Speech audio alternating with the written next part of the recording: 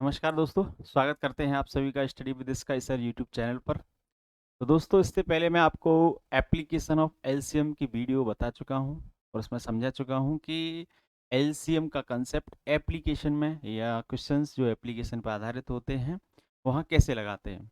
तो वहां मैंने आपको बताया था कि प्रश्न की भाषा में किस तरह के शब्दों का प्रयोग किया जाए, कौन सा एक ऐसा शब्द है जो बार बार आपकी प्रश्न की भाषा में आएगा। ठीक है, ये मैं आपको एप्लीकेशन ऑफ एलसीएम की वीडियो में बता चुका हूँ। अब इससे आगे हम जो है प्रैक्टिस करेंगे, प्रीवियस ईयर जो क्वेश्चंस आए हैं एग्जाम में उन क्वेश्चंस की प्रैक्टिस करेंगे, जिससे कि हमें ये समझ में आएगा कि एप्लीकेशन ऑफ एलसीएम किस तरह के प्रश्नों में लागू होता है। चलेंगे पहले प्रश्न की तरफ। तो पहला प्रश्न है, चलें, लिखा है 3 devices makes a beep after 48 second, 72 second, 108 second respectively. They all beeped together at 10 a.m. in the morning. Next time, at which time they will together beep? तो यहाँ देखो भैया, बात इंग्लिश मीडियम वालों के लिए करी गई है। भैया इंग्लिश मीडियम वाले ध्यान रखेंगे कि जब भी प्रश्न की भाषा में ये शब्द आपके बार बार आए, टुगेदर टुगेदर, यानी जब भी वर्क को, किसी भी घटना को, किसी कार्यक्रम को एक साथ करने के लिए कहा जाए तो हम किसका प्रयोग करेंगे? एलसीएम के कंसेप्ट का प्रयोग। ठीक है, हिंदी मीडियम वालों के लिए क्या हो, प्रश्न की भाषा में जब भी वो पूछे कब फिर से एक साथ, कब फिर से एक साथ उस घटना को दोहराएंगे। जैसे प्रश्न है, 3 यंत्र प्रत्येक क्रम से 48 सेकंड, 72 सेकंड, 108 सेकंड के बाद बजते हैं।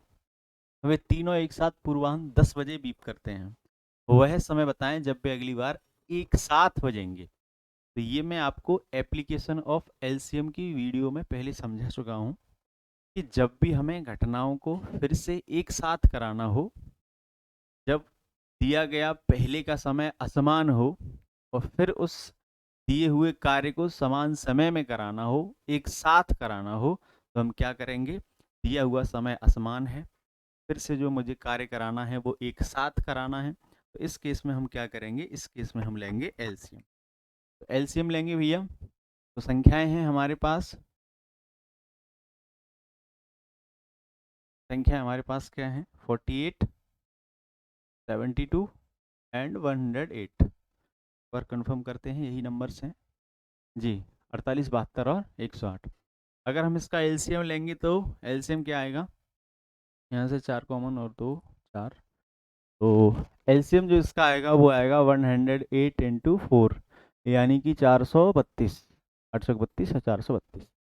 और हाँ, एडवांस तरीके से कैसे एलसीएम लिया इसका हम आगे वीडियो बनाएंगे, आपको कैलकुलेशन में सिखाएंगे।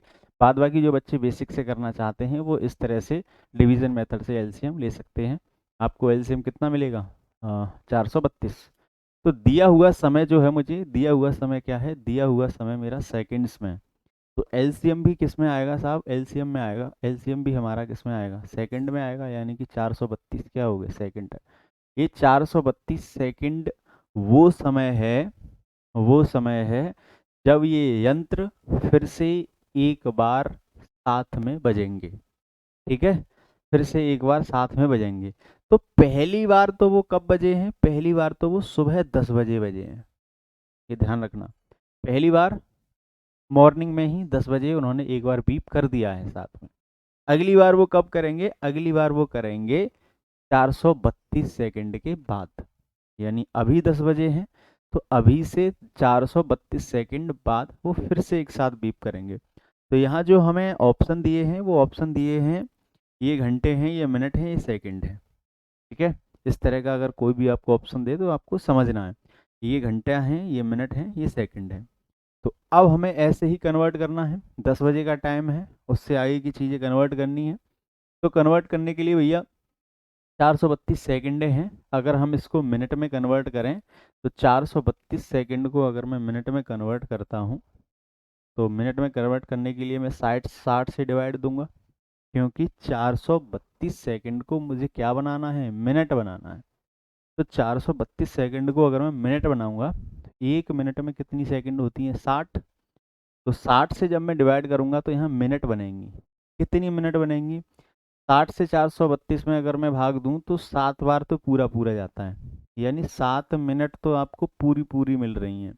उसके बाद जो बच रहा है आपका उसके बाद जो आपका बच रहा है वो बच रहा है आपके 12 सेकंड। क्या बच रहे हैं? 12 सेकंड।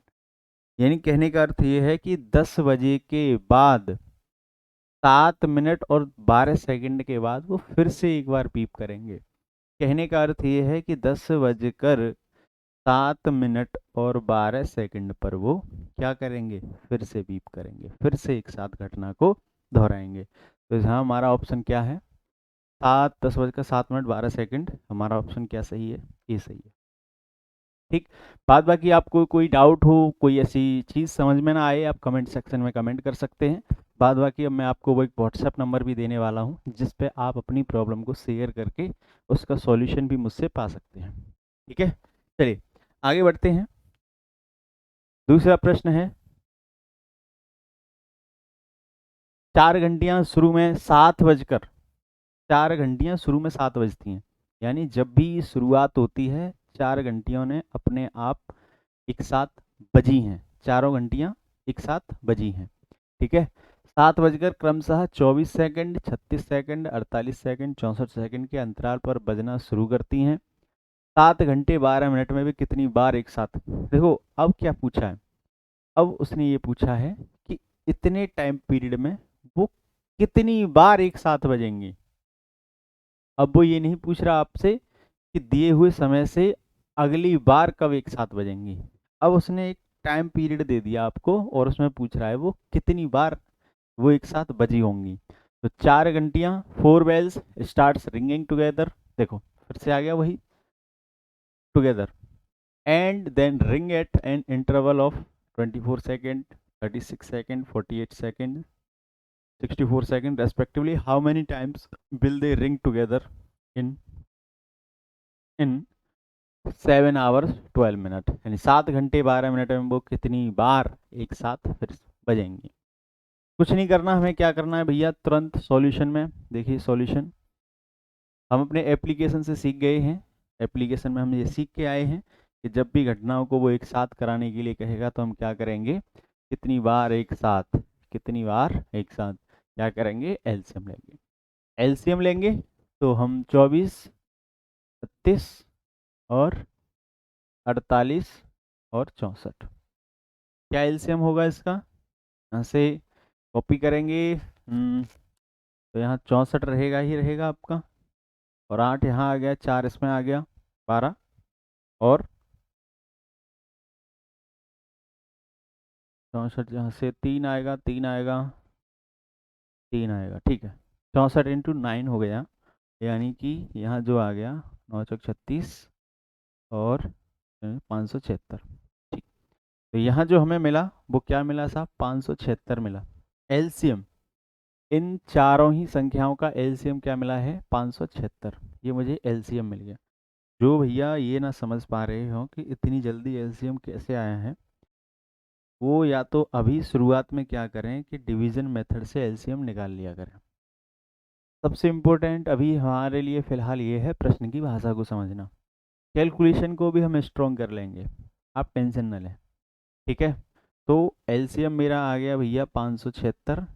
चूँकि मामला पूरा सेकंडों में दिया है तो ये भी मेरी क्या आ गई? सेकंड। अब ये 576 सेकंड क्या है भैया?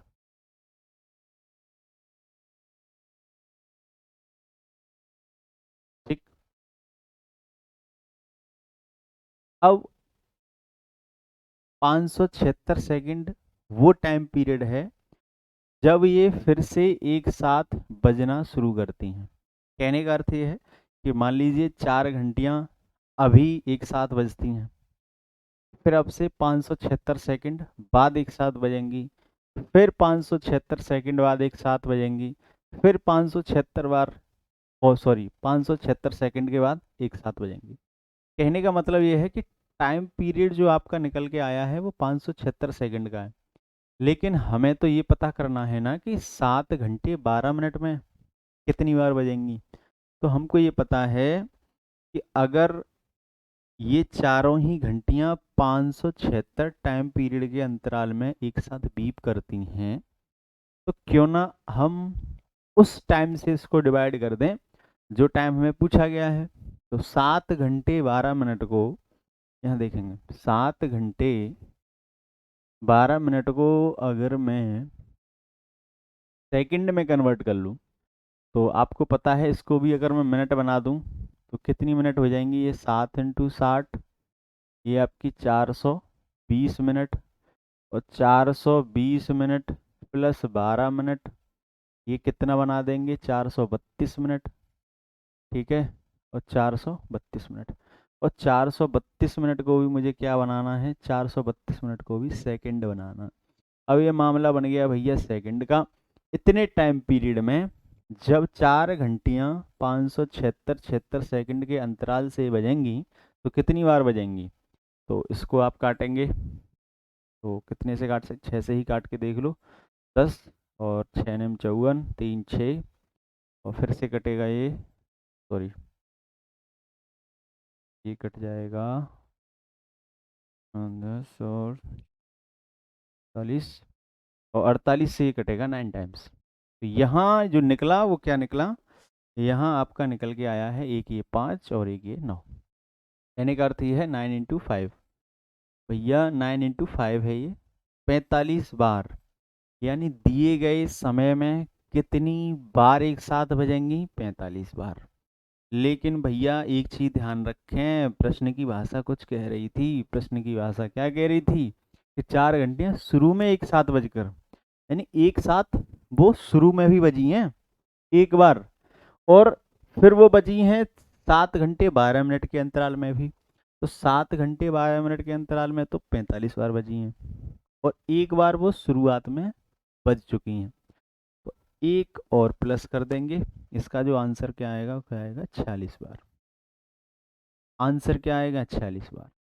ठीक है, ये आपकी शुरुआत में बच चुकी थी। ठीक, आंसर क्या होगा, 46 बार। Option is B correct. ठीक, चलिए